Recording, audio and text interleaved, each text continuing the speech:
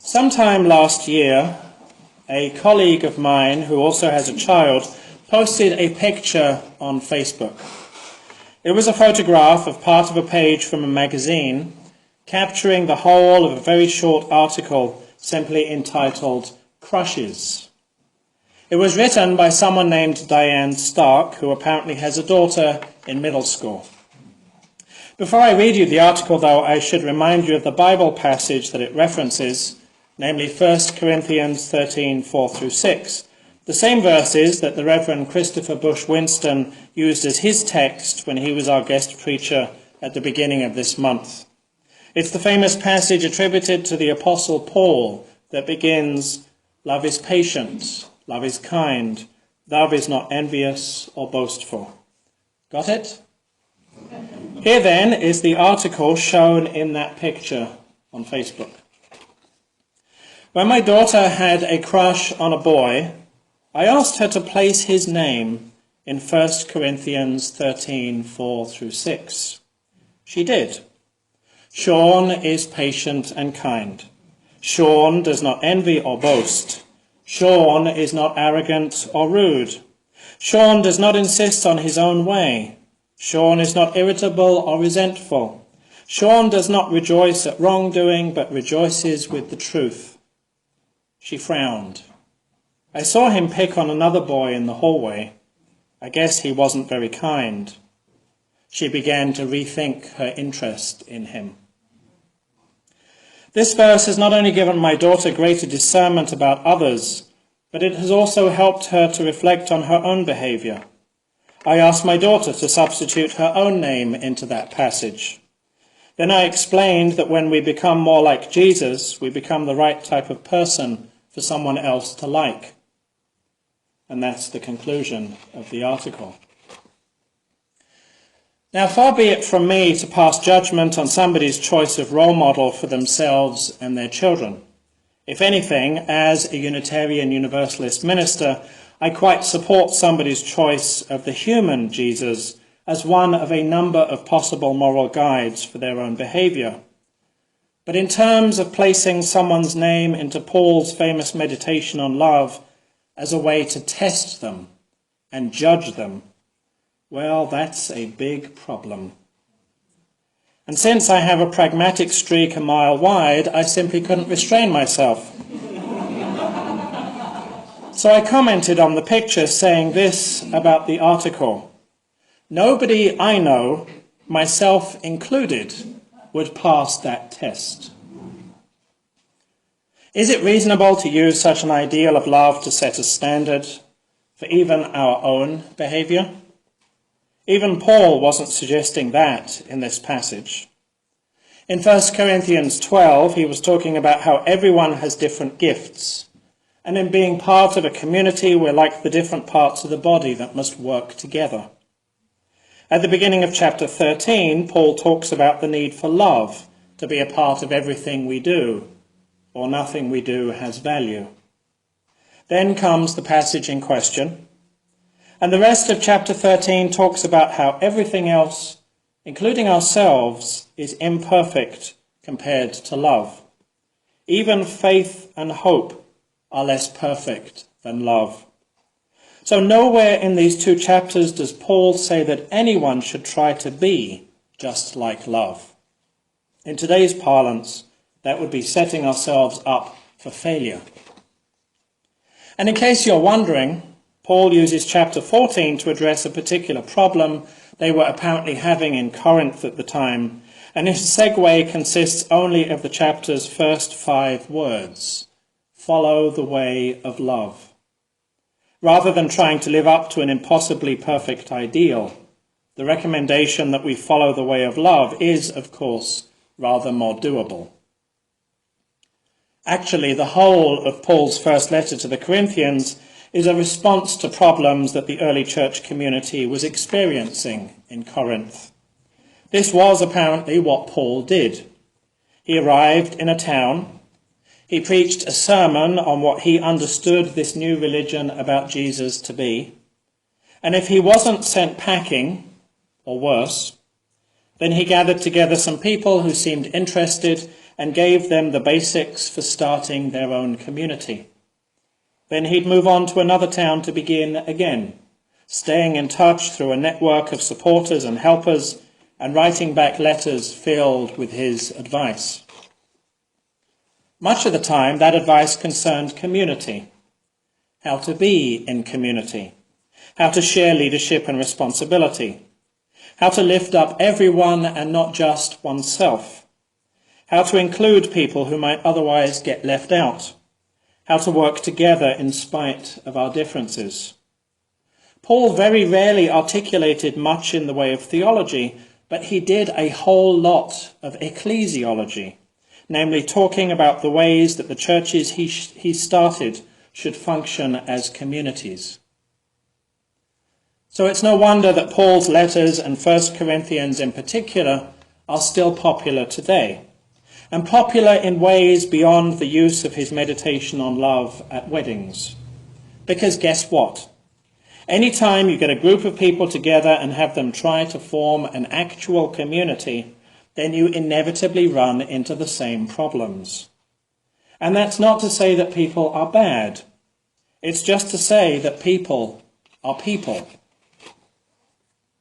It's one of the greatest challenges we face as social beings, in fact, how to coexist with different people, and not only coexist with them, but actually thrive in a community that celebrates diversity.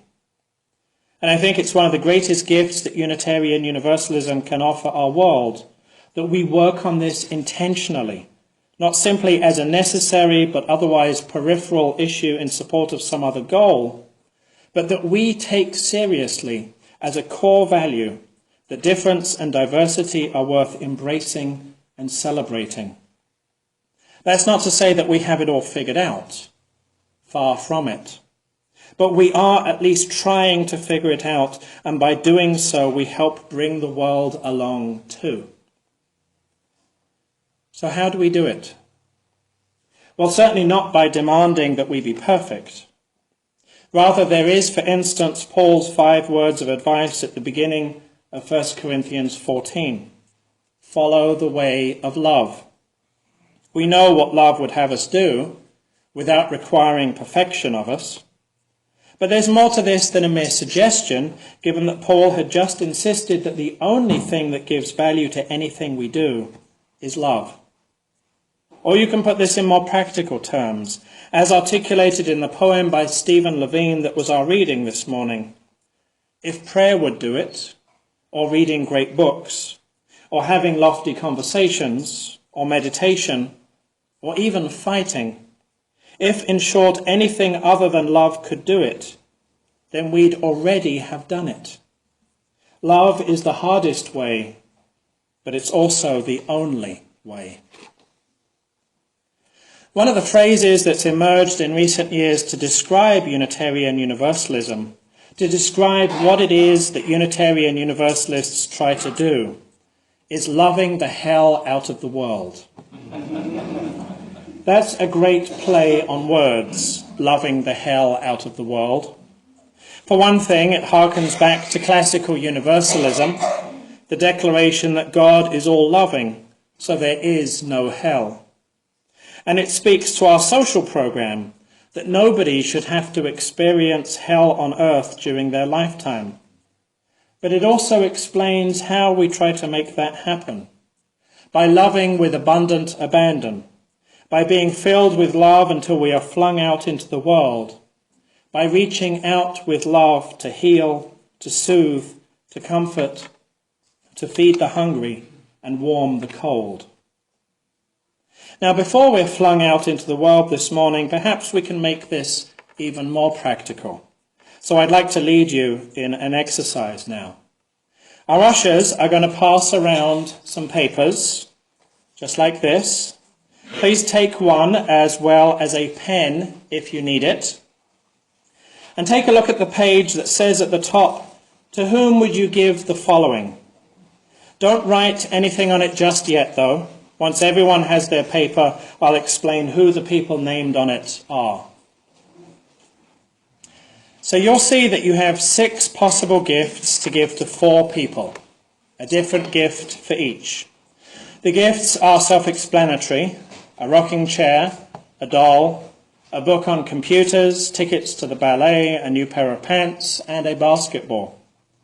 Now, I need to tell you something about the people to whom you are going to give some of these gifts. Washington Brown is a tall, 20-something African-American man in good shape.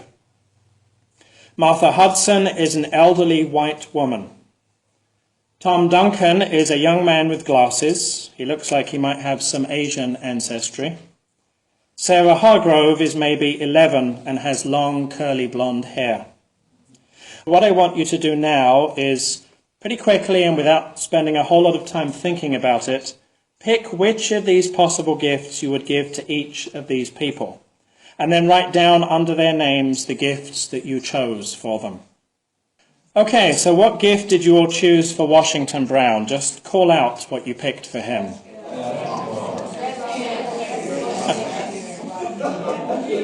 Heard a lot of basketballs there. Here's what you didn't know about Washington Brown just by looking at him. He's a member of the City Dance Company, and he dreams of being a renowned ballet dancer. In other words, he would love to get the ballet tickets. Next, what gift did you pick for Martha Hudson? Just call it out.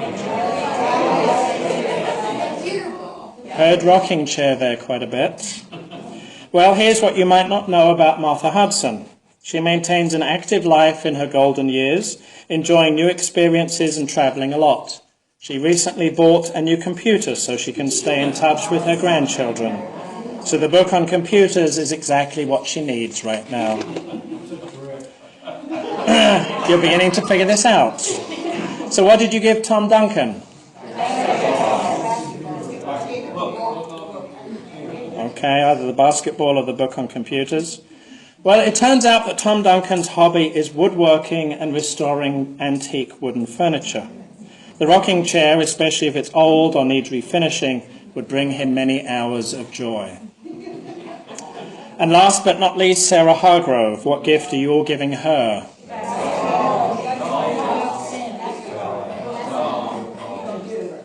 There's a mix. And this is what you don't know about Sarah Hargrove just by looking at her. She's an active, energetic child and loves just about every sport. She's recently expressed an interest in joining her school's basketball team. So guess which gift she would really like. There's no need for anyone to answer this question out loud, but how many of these did you get right? Most of them? One or two of them? None of them? Of course, the whole exercise is designed to try to trick us into following certain cultural stereotypes, making us think we know who someone is before we've really got to know anything about them beyond superficial appearances. Now, there are good evolutionary reasons why we do this. Imagine a couple of cavemen off doing their hunting and gathering thing when they hear something snuffling and growling, and there in the bushes is what looks like a bear. Well, one of the cavemen immediately scarpers. The other one decides to take a closer look, wondering if it's just his friend Grog having a lark. Well, if it really is a bear, guess which caveman of the two goes on to have children? And that's survival of the fittest for you. And you can be 100% sure that making judgments on the basis of very limited information kept all of your ancestors alive long enough to have children, because if that weren't the case, you wouldn't be here. But we've come a long way since then. We generally frown upon wearing animal skin. We get our food from supermarkets rather than needing to go out into the woods to find it. And more of us carry with us in our pockets devices that connect us to the largest network of human information and knowledge that has ever existed in the history of our species. So we need to find ways to overcome our tendencies to act on instinct, particularly when it comes to other people. Because if we don't, well, judging someone before we really know them is the very definition of prejudice. You know, I remember one of the questions the Ministerial Fellowship Committee asked me, what seems like so long ago now. That's the committee that credentials new ministers, basically giving people who've been studying for the ministry the go-ahead to find a congregation and get ordained, as they did not too long ago for our student minister, Christina Hockman. Well, the Ministerial Fellowship Committee asked lots of questions of the people they're interviewing, and one that they asked me was as follows. It's Sunday morning at the church that someday I'm serving, and some first-time visitors come through the door. It's actually a family, and they're African American. And I overhear one of the greeters, who is white, tell this black family in what is otherwise a warm and loving way that the family might be more at home at the Baptist church down the road. This is not an unrealistic scenario. This has happened in many different congregations. So what, the Ministerial Fellowship Committee wanted to know, would I do? I'm not going to give you the answer now. That's going to be your homework. Actually, I'm not sure I can remember the actual answer I gave them way back then. But think about it for yourself. Think about where love and our other Unitarian Universalist values come into it. Speaking of which, if you'll open your piece of paper now, I want to say something about the page of text that you'll see inside. Every time that Unitarian Universalists from across the country and beyond gather in the annual meeting known as General Assembly, there are various declarations made by the thousands of delegates sent to represent UU congregations. Some of those declarations are known as actions of immediate witness, which usually take the form of resolutions concerning some justice issue. So last year's General Assembly in Portland, there were 3 actions of immediate witness. One about supporting a strong global climate agreement, another about ending the detention of immigrant families and children, and a third in support of the Black Lives Matter movement. In your paper is the complete text of that action of immediate witness in support of the Black Lives Matter movement. It's too long for us to read the whole thing now, so I ask you to take this paper with you and read it later. But I'll point out a few things about this declaration.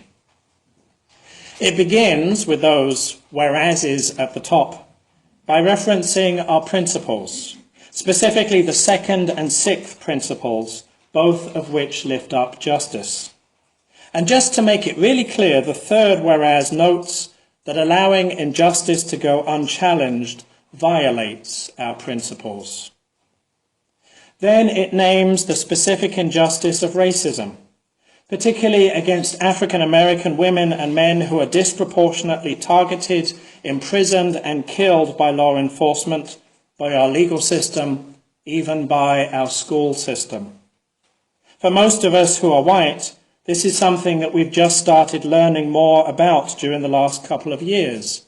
Indeed, I've preached about it a few times too, as have others from this pulpit. For people of colour, well, they were already familiar with the effects of racism. And so the 2015 General Assembly in Portland resolved that we should do something about this. While these and other such declarations provide direction to the staff of the Unitarian Universalist Association itself, it's the engagement of UU congregations that makes a difference. The bottom part of the page then, the Be It Resolves, list a number of ways for congregations to be engaged, to act through means such as education, witness, advocacy and relationship building, because that's what it means to actually live the values that we claim. On the back of your piece of paper, by the way, is a copy of the Birmingham Pledge, which I introduced here a little over a year ago, and many of you signed it at that time. The pledge itself was created closer to 20 years ago by a white attorney in Birmingham, Alabama, to express a grassroots commitment to combating racism and racial prejudice and it has since been used in anti-racism programs in all 50 states. For personal use, as compared with the action of immediate witness, the Birmingham Pledge is a more manageable reminder of our commitments to embrace diversity and celebrate community. And if you're interested, I have a number of Black Lives Matter buttons, just like the one on my stole, that I'll be giving out after the service. A community, after all, is as strong as the differences that it contains, like a rope woven together from separate fibres. And in the same way, a community is as beautiful as the diversity that constitutes it, like a tapestry woven from threads of varied colours. This strength, this beauty, is what we're really talking about when we speak of justice, equity, and compassion in human relations, when we announce a goal of world community with peace, liberty, and justice for all. That doesn't mean it's easy, of course. Nothing worth doing, nothing that really matters is ever easy. But there's a greater power that can overcome any difficulty, and that's love, the source of all courage and hope. Nothing but love can do it. So let's make this happen. Let's follow the way of love. May it be so.